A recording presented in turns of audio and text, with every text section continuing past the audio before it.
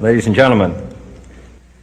The very word secrecy is repugnant in a free and open society, and we are, as a people, inherently and historically opposed to secret societies, to secret oaths, and to secret proceedings. We decided long ago that the dangers of excessive and unwarranted concealment of pertinent facts far outweighed the dangers which are cited to justify it. Even today, there is little value in opposing the threat of a closed society by imitating its arbitrary restrictions. Even today, there is little value in ensuring the survival of our nation if our traditions do not survive with it. And there is very grave danger that an announced need for increased security will be seized upon by those anxious to expand its meaning to the very limits of official censorship and concealment. That I do not intend to permit to the extent that it's in my control. And no official of my administration, whether his rank is high or low, civilian or military, should interpret my words here tonight as an excuse to censor the news, to stifle dissent, to cover up our mistakes, or to withhold from the press and the public the facts they deserve to know.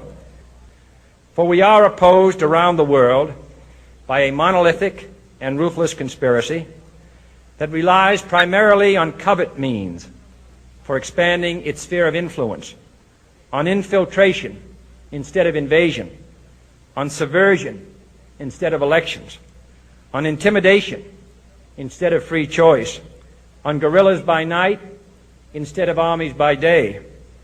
It is a system which has conscripted vast human and material resources into the building of a tightly knit, highly efficient machine that combines military, diplomatic, intelligence, economic, scientific, and political operations.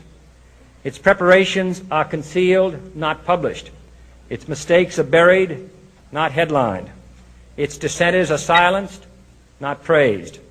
No expenditure is questioned, no rumor is printed, no secret is revealed.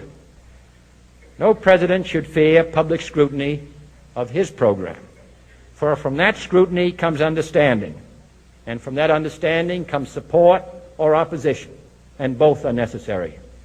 I am not asking your newspapers to support an administration, but I am asking your help in the tremendous task of informing and alerting the American people. For I have complete confidence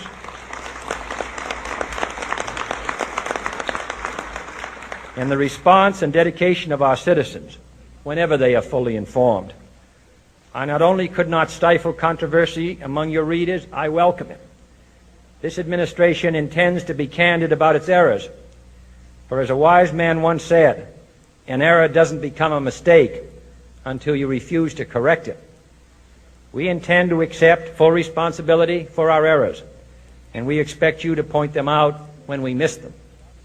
Without debate, without criticism, no administration and no country can succeed, and no republic can survive. That is why the Athenian lawmaker Solon decreed it a crime for any citizen to shrink from controversy.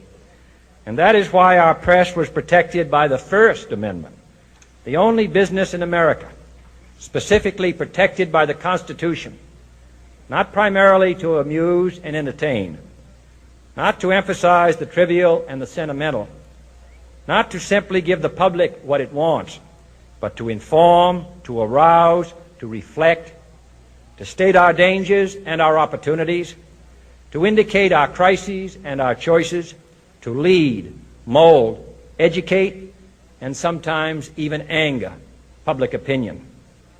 This means greater coverage and analysis of international news, for it is no longer far away and foreign, but close at hand and local. It means greater attention to improved understanding of the news, as well as improved transmission.